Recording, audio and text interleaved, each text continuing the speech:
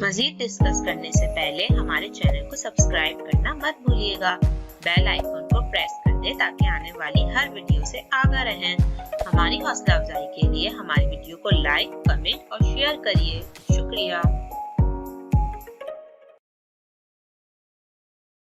सवाल आया था कि चेरी बेरीज जो है हम technically low carb / ketogenic diet पे खा सकते हैं क्या? तो उसका बेसिकली जवाब ये है कि इट ऑल डिपेंड्स आपकी जो कार्ब लिमिट है वो कितनी है। हम लोग बेशुमार कीटोजेनिक जो डाइट होती है उसके ऊपर लिमिट 100 ग्राम कार्ब्स तक होती है। नहीं कि आप अगर 100 ग्राम कार्ब ले रहे हैं तो आप कीटोसिस के अंदर ही रहेंगे। आपको देखें कीटोसिस की मुख्तलिफ रेंजेस हैं। एक 0.5 से जो ऊपर है वो थेरेप्यूटिक न्यूट्रिशनल कीटोसिस है, फिर उसके ऊपर जो है वो मॉडरेट है, हाई है, एक पूरी लेवल है। फिर एक थेरेप्यूटिक कीटोसिस है जो 7 से ऊपर आती है, और 7 को टच करना इतना आसान काम भी नहीं है। इंशाल्लाह ताला हमें कभी मौका लगा तो हम कीटो एसिडोसिस पे बात करेंगे। लेकिन पॉइंट ये है कि आपके गोल्स क्या हैं। क्या आप just for sake of ketosis करना चाह रहे हैं, या आप एक नॉर्मल बैलेंस जिंदगी गुजारना चाह रहे हैं जिसके अंदर आप वेट कम करना चाह रहे हैं, अपनी हेल्दी लिविंग करना चाह रहे हैं। ये बात बेशुमार दफा प्रूव हो चुकी है। आपको अपनी बीमारियां, मेजर बीमारियां ठीक करने के लिए और वेट लॉस करने के लिए इवन आपको न्यूट्रिशनल कीटोसिस में भी नहीं रहना पड़ता। अगर आप लो कार्ब रहते हैं और न्यूट्रिशनल कीटोसिस के ऊपर रहते हैं तब भी आपका वेट लॉस हो जाएगा, आपके बहुत सारे मसले हल हो जाएंगे। It makes no difference. Even अगर सिर्फ आप न्यूट्रिशनल कीटोसिस के अंदर भी रहते हैं तो भी आपका वेट लॉस हो जाएगा और बहुत फायदे होंगे। और ये तमाम जो कीटोसिस है और ये तमाम जो स्ट्रेटेजी है, इसका जो सिर्फ बुनियादी तौर पे मकसद है वो आपके इंसुलिन जो रेगुलेटर हार्मोन है और उसके साथ जो दूसरे हार्मोन है ग्लूकागॉन, वो और इससे जो रिलेटेड सारे हार्मोन्स हैं उनकी फंक्शनिंग जो है वो कीटोसिस जो है मिमिक कर रहा होता है काइंड ऑफ फास्टिंग के। तो लेकिन एक बात याद रखिएगा, इवन जो फैट है, हम यहाँ पे ग्लिसमिक इंडेक्स की बहुत बात कर रहे हैं। ग्लिसमिक इंडेक्स एक ग्लिसमिक इंडेक्स तो ये होता है कि आपकी शुगर कितनी बढ़ रही है, ठीक है। एक होता है इंसुलिन इंडेक्स। बेशुमार चीजें होती हैं कि उनका ग्लिसमिक इंडेक्स नहीं होगा लेकिन उनका इंसुलिन इंडेक्स होगा। जैसे मिसाल तौर पे स्टीविया है, स्वीटनर है फॉर एग्जांपल। आपकी बॉडी की शुगर इंक्रीज नहीं होगी लेकिन आपका इंसुलिन इंक्रीज हो जाएगा, क्योंकि वॉट एवर उसकी जो रीजन है कि जो आपके सेंसरी ग्लैंड्स हैं वो टेस्ट करते हैं कि मीठा आ रहा है, जिसकी वजह से वो इंसुलिन अप हो जाती है रिगार्डलेस ऑफ इट। उसके अलावा भी इवन अगर आप फैट भी खाते हैं, फैट सबसे कम जो है इंसुलिन को थ्रो करता है। इवन अगर आप फैट भी खाते हैं तब भी आपकी इंसुलिन इंक्रीज होगी। The only thing you can do is to go for fasting for prolong period, very good. If you can't go for prolong period, even you go for 15-16 period of dry fasting, जो कि रमजान में हम 17 period की कर रहे हैं, बहुत जबरदस्त है। अगर वो भी नहीं कर सकते 16-17 आवर्स की, अगर एक बंदा जो है वो करना चाह रहा है, क्या कहते हैं बीफ बोन ब्रॉथ या पानी के साथ करना चाह रहा है, वो भी बहुत जबरदस्त है।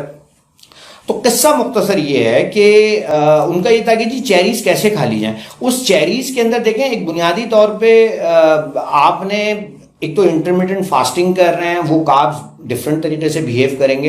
प्लस आपकी जो लिमिट है, अगर एक बंदा फैट अडॉप्टेड हो चुका है और उसकी बॉडी जो है वो ठीक ठाक अडॉप्ट कर चुकी है तो वो 50-60 ग्राम आराम से लेता है। इवन खवातीन भी 50-60 ग्राम लेती हैं, और वो खवातीन मैं आपको बता रहा हूँ अमेरिका में जो कि दिन में 3 मील खा रही थी, ठीक है। तो अगर आप फास्टिंग कर रहे हैं, इवन आप 50-60 ग्राम कार्ब पे भी जा रहे हैं, तो आप डेली कीटोसिस को टच कर रहे हैं। आप इवन तमाम बेनिफिट वैल्यूज हासिल कर रहे हैं, और it's a very good thing. तो पॉइंट ये है, मेरा ख्याल है कि आपको ये बात क्लियर हो गई होगी कि इवन अगर 5-6 ग्राम कैलोरीज भी हैं, जो कि आई डोंट बिलीव कि यूनी चेरीज की बात करें, लेकिन मैं अज्यूम कर लूँ कि अगर ऐसा है भी, तो अगर आप 5-6 भी खा रहे हैं, 25-30 कैलोरीज उससे आ रही हैं, उसके साथ उसके बेशुमार फायदे आ रहे हैं। उन फायदों में उसके अंदर प्रीबायोटिक्स है, उन फायदों के अंदर उसके अंदर बेशुमार इलेक्ट्रोलाइट्स है, उन फायदों के अंदर उसके अंदर बेशुमार जिसको क्या कहना चाहिए मिनरल कंटेंट्स हैं, इस तरह की बेशुमार चीज़ें। फिर इवन इसकी जो छिलके वगैरह हैं, फ्लेवोनाइड्स हैं।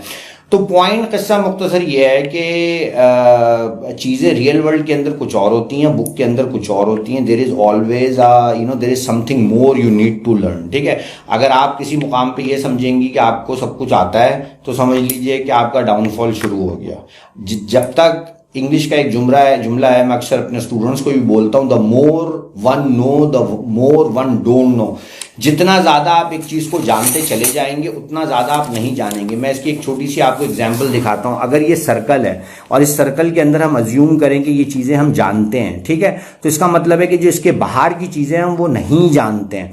तो अगर अभी इस सर्कल से आपने थोड़ा सा बड़ा कर लिया और अब आप इतना जानते हैं, इसका अगर आपका ये जो अंदर का कवर्ड एरिया है वो बढ़ा तो उसका सरकमफ्रेंस भी बढ़ा, और सरकमफ्रेंस बढ़ा तो उसका मतलब कि इसके ऊपर की चीज़ें आप नहीं जानते हैं।